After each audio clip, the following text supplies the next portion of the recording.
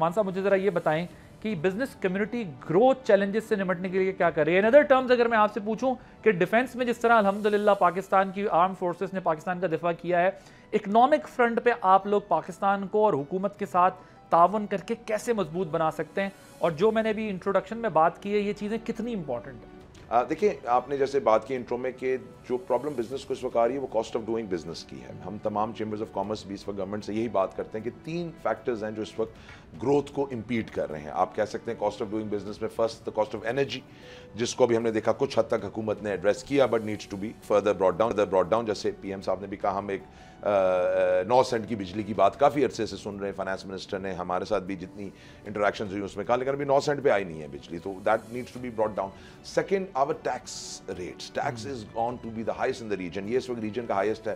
جب تک وہ نیچے نہیں آئے گا، in line with the region نہیں ہوگا، cost of doing business high رہے گی. And third was the KIBOR, the interest rate جس کی ہم بات کرتے تھے، وہ بھی نیچے آیا ہے، لیکن اگین وہ سنگل ڈیجٹس میں ایکسپیکٹڈ تھا کافی عرصے سے کیا آئے گا، بٹ وہ ابھی بھی 100 بیسس پوائنٹس نیچے گیا اور 11 پہ آیا ہے. اچھا، I have seen that chambers demanded, یہ جو آپ بات کر رہے ہیں کہ جی ایس ٹی جو ہے یہ کم کی جائے، ہم نے یہ بھی دیکھا ہے، لیکن پرابلم یہ ہوتی ہے ان کی پھر ریونیو پہ حکومت کے فرق پڑ جاتا ہے. وہ کس طرح اس کو پھر کور کریں گے؟ جی دیکھیں، یہاں پہ جو عادل صاحب ہمارا پوائنٹ ہوتا ہے نا کہ جو وائڈننگ آف دا ٹیکس بیس کی بات ہے، کہ اگر آپ اس وقت سکویز کریں گے کرنٹ ٹیکس پیئر کو، جو انفارچونیٹلی آج بھی ہو رہا ہے. ایف بی آر میں ہم ریفارمس کی بات کر رہے ہیں. P M I know is not happy with F B R, they trying their best, لیکن پرابلم یہ آتی ہے کہ آپ کی جو پالیسی میکنگ ہے وہ پریکٹیکل نہیں ہے. ابھی ریسنٹلی ایک ٹیکس آرڈیننس آیا، آپ کی نظر سے گزرا ہوگا، وہ ایک کوئرسو ٹیکٹک ہے.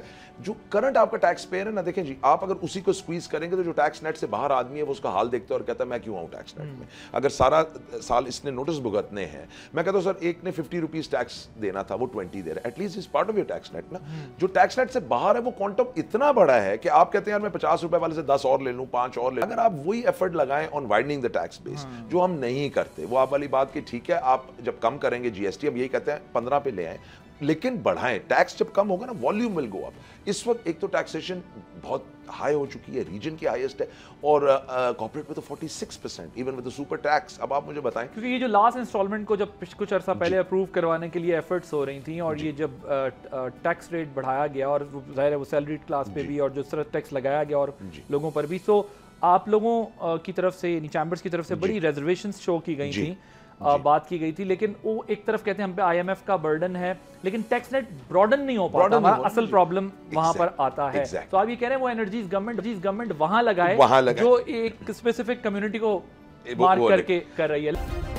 سبسکرائب کریں اور بیل دبائیں تاکہ کوئی خبر رہ نہ جائے.